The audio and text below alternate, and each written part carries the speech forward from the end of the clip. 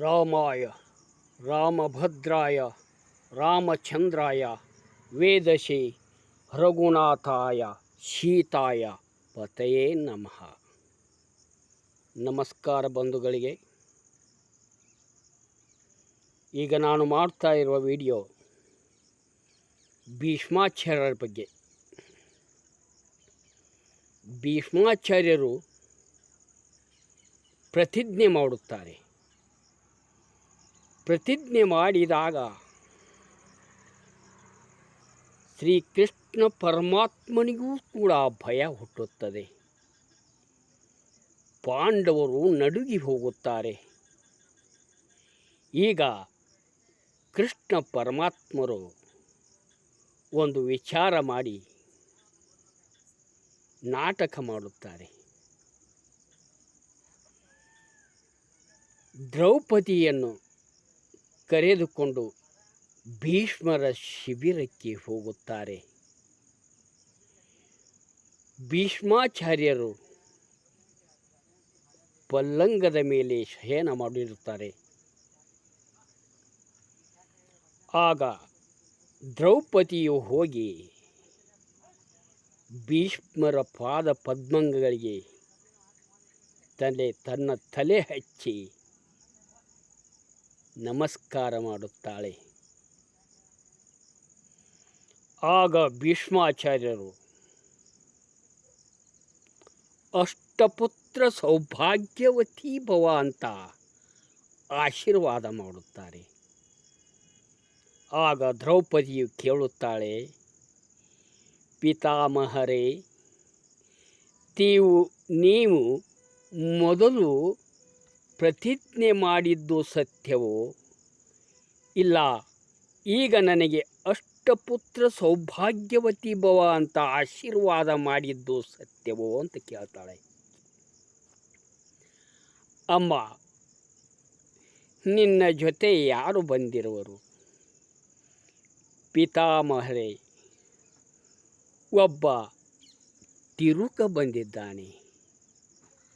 ಏನಮ್ಮ, ಅವನು ತಿರುಕನೇ? ಅಮ್ಮ, ಅವನು ತಿರುಕನಲ್ಲ, ನನ್ನ ಮನಸ್ಸಿನ ಹೊಲೆತನ ಬಿಡಿಸಲು ಬಂದಿಹನು. ತಿರುಕ ವೇಷದಿ ಶಿಬಿರ ಸೇರಿದ ಚಕ್ರಧರನವನು.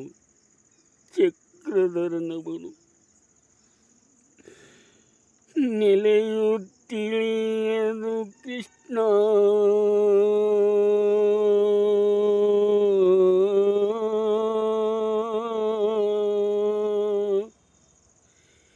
ನೆಲೆಯು ತಿಳಿಯದು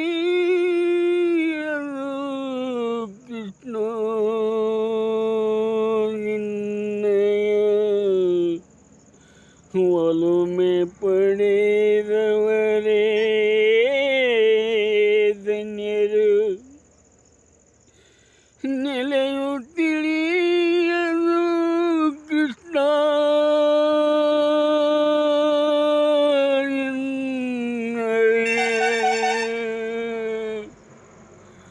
ಒಲುಮೆ ಪಡೆದವರೇ ಧನ್ಯರು. ಪ್ರಳಯ ಕಾಲನ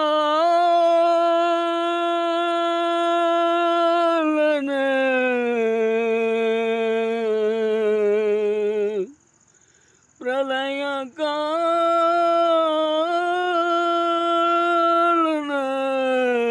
ಉದಯ ಕಾರಣ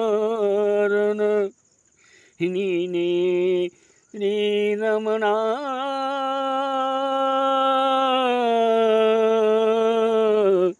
ನೀನೇ ಶ್ರೀರಮಣ.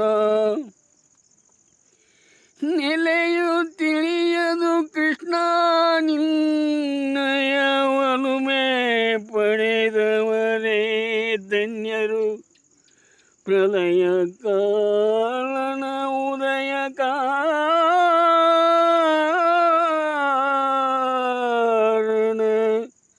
ನೀನೇ ಶ್ರೀರಮಣ. ರಮಣ.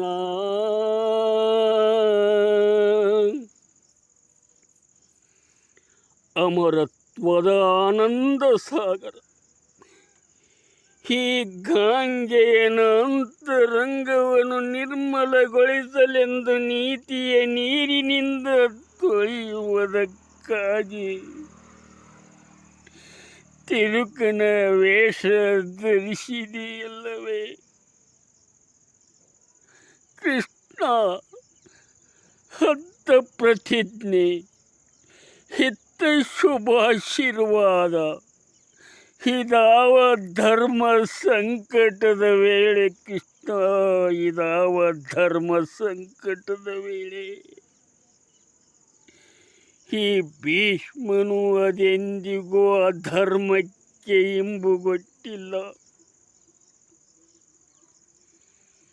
ಪಿತಾಮಹರೇ, ನೀವು ಅಧರ್ಮಕ್ಕೆ ಇಂಬುಗೊಟ್ಟಿಲ್ಲ.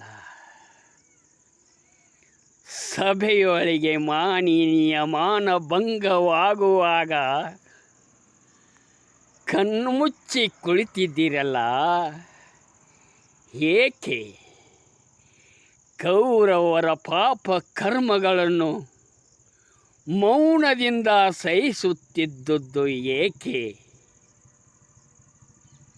ಯಮುನೆಯ ಮಡಲಿನಲ್ಲಿ ಭೀಮನ ಕೈಕಾಲು ಕಟ್ಟಿ ವಿಷ ಉಣಿಸಿ ನದಿಯಲ್ಲಿ ಕೆಡವಿದ್ದು ನಿಮಗೆ ಕಣ್ಣಿಗೆ ಕಾಣಲಿಲ್ಲವೇ? ಕಿವಿಗೆ ಕೇಳಲಿಲ್ಲವೇ? ಇದು ನ್ಯಾಯವೇ? ನೀತಿಯೇ? ಧರ್ಮವೇ?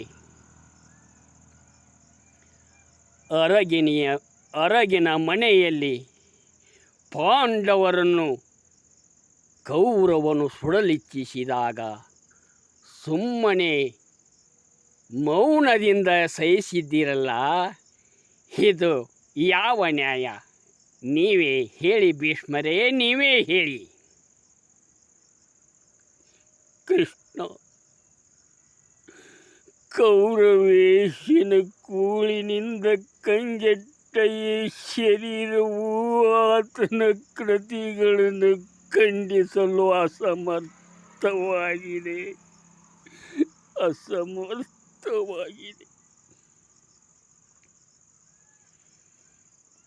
ಪಿತಾಮಹರೇ, ಕೂಳು ಹಾಕಲು ಅವನಾರು? ಕೂಳು ತಿನ್ನಲು ನೀನಾರು? ಎಲ್ಲವೂ ಅವರವರ ಅನ್ನದ ಪದರಿನಲ್ಲಿ ಅವರ ಹೆಸರನ್ನು ಬರೆದಿರುತ್ತದೆ. ನೀವು ಅದರ ಬಗ್ಗೆ ನೀವು ಏಕೆ ಮೌನವಾಗಿದ್ದೀರಿ? ಹೇಳಿರಿ. ತಿಳಿವಿನ ಬೆಳಕನ್ನು ಕಾಣದೆ ಬಳಲುತ್ತಿರುವ ಭೀಷ್ಮನನ್ನು ಉತ್ತರಿಸು ಶ್ಯಾಮಸುಂದರ. ಭೀಷ್ಮ ಪ್ರತಿಜ್ಞೆಯು ಸುಳ್ಳಾಗದಂತೆ, ಭೀಷ್ಮನ ಶುಭಾಶೀರ್ವಾದವು ಸತ್ಯವಾಗುವಂತೆ ಮಾಡಿ ಒಮ್ಮೆ ಈ ವೈತರಣಿಯಿಂದ ಪಾಲಗಾಣಿಸು ಕೃಷ್ಣ, ಪಾಲಗಾಣಿಸು. ಭೀಷ್ಮಾಚಾರ್ಯರೇ, ಜಡದೇಹವನ್ನು ಜಗ್ಗುವ ಭವದ ಬಳ್ಳಿಯನ್ನು ತುಂಡರಿಸಿ ಶರೀರದ ಹೊರಗನ್ನು ಮುಚ್ಚಿ ಆತ್ಮದ ಒಳಗನ್ನು ತೆರೆ. ಆಗ ಎಲ್ಲವೂ ಆ ಪರಮಾತ್ಮನಲ್ಲಿ ಲೀನಮಯವಾಗುವುದು. ಮಗಳಾದ ದ್ರೌಪದಿ,